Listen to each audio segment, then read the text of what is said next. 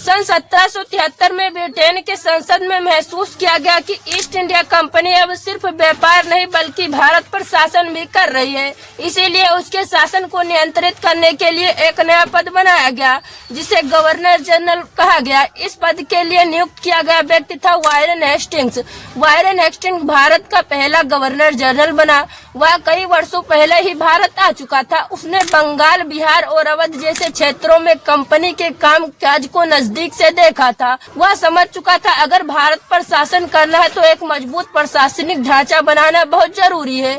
जब वह 1776 में गवर्नर जनरल बना तब कंपनी का शासन भारत में बिखरा हुआ था। अलग अलग जगहों पर अलग अलग तरीकों से काम हो रहा था। वारेन हेस्टिंग्स का लक्ष्य था प्रशासन को एक व्यवस्था में लाया जाए। सबसे पहले उसने राजस्व प्रणाली में बड़े सुधार किए।